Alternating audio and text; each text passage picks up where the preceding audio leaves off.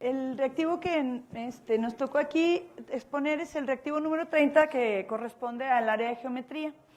Este reactivo dice en la figura de la derecha, el hexágono es regular, está inscrito al círculo y sus lados miden 5 centímetros respectivamente. ¿Qué porcentaje del círculo se encuentra sombreado?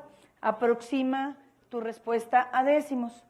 Bueno, es necesario quitarle al círculo el hexágono que se encuentra en el interior, que sería ese.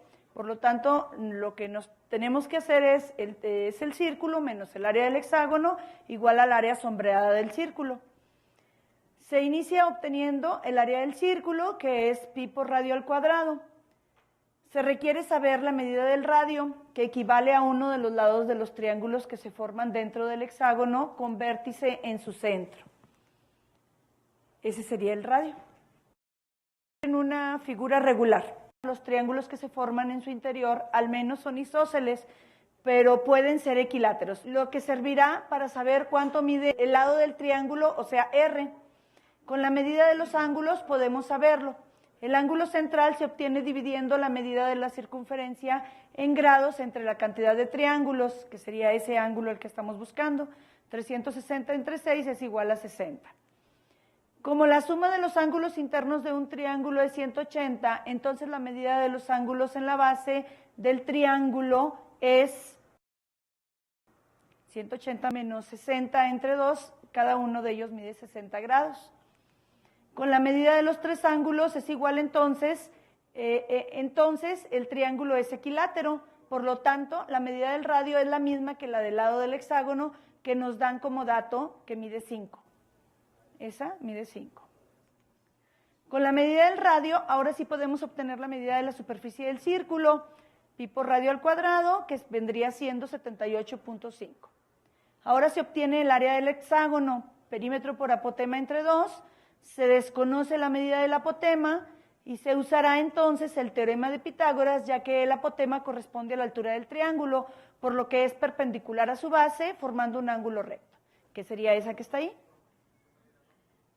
Y ahí se forma el triángulo rectángulo correspondiente a ese que está ahí. Sabemos que en un triángulo equilátero la altura biseca la base, por lo tanto, si el lado del hexágono mide 5, la base se divide en dos partes con medida de 2.5 cada una. La hipotenusa corresponde a la medida de uno de los lados del triángulo equilátero, por lo tanto, mide 5. Con el teorema de Pitágoras obtenemos el lado que nos falta, o sea, el apotema, que es del triángulo.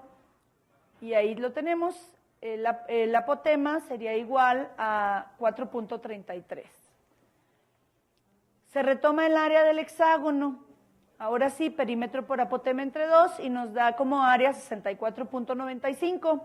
Se procede a restar las áreas, el área sombreada sería entonces 78.5 menos 64.95 sería 13.55, pero como nos piden el porcentaje, entonces con proporcionalidad directa se obtiene el porcentaje de área sombreada, que quedaría ahí en esa tablita. Por lo tanto, el porcentaje de área sombreada es 17.26. El problema pide que lo redondeen a un solo decimal. Entonces, la respuesta correcta en este caso sería el inciso B.